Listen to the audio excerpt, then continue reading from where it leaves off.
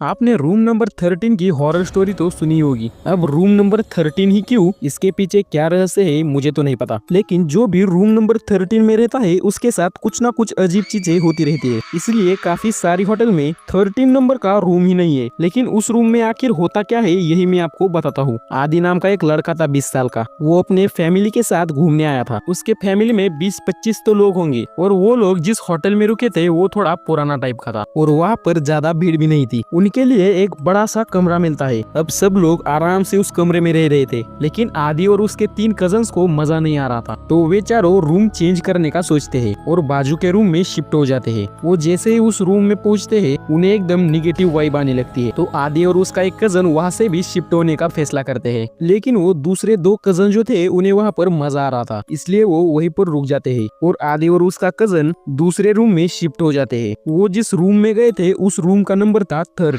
अब आदि और उसका कजन उस रूम में जाते हैं और वहाँ पर भी वैसे ही निगेटिव वाइब आने लगती है। तो कजन आदि से कहता है, अरे छोड़, हमें कौन सा यार जिंदगी भर रहना है, आज रात की तो बात है। तो वो दोनों वहाँ पर रुक जाते हैं। रात के 7-7:30 बजे थे। आदि और उसका कजन लैपटॉप में मूवी देख रहे थे, तभी लाइट चली जाती है। तो वो जो कजन था उसके पास एक कैंडल थी, तो वो उस कैंडल को जलाता है और बाजू में रख देता है। तो वो जो कजन था वो एक चीज नोटिस करता है कि यहाँ पर तो हम 2 ही लोग हैं, लेकिन जो शैडो थी वो 3 लोगों की दिख रही थी और वो जो तीसरी शैडो थी वो एक लड़की की थी। ये बात वो आदि को बताता है, लेकिन आदि उसे कहता है कि छोड़ भाई, तू मूवी एंजॉय कर। तभी लाइट आ जाती है, लेकिन लाइट में भी उन्हें 3 ही शैडो दिख रही थी और तभी अचानक उनके दरवाजे पर कोई नॉक करता है। तो वो जैसे ही दरवाजा खोलते हैं तो बाहर उनके 2 कजन भाई थे जो उन्हें खाने के लिए बुला रहे थे। तो खाना खाकर आते हैं और अपने रूम में सो जाते हैं। रात के 11 बजे थे। तभी उनके रूम के दरवाजे पर कोई नॉक करता है। तो वो आवाज सुनकर आदि की नींद खुल जाती है और वो दरवाजा खोलता है और जैसे ही बाहर देखता है तो बाहर कोई भी नहीं था, पूरा पैसेज खाली था। तो वो फिर से दरवाजा बंद करता है। वो जैसे ही दरवाजा बंद करता है उसे फिर से नॉक करने की आवाज आती है। तो आदि को लगता है कि वो जो दूसरे 2 कजन है वही उनके साथ मस्ती कर रहे हैं, इसलिए आदि उनको इग्नोर करता है। लेकिन थोड़ी देर बाद आवाज फिर से आती है। तो आदि उसके साथ जो एक कजन था उसे उठाता है और उससे कहता है कि भाई ऐसा ऐसा हो रहा है, चल देखते हैं कौन है।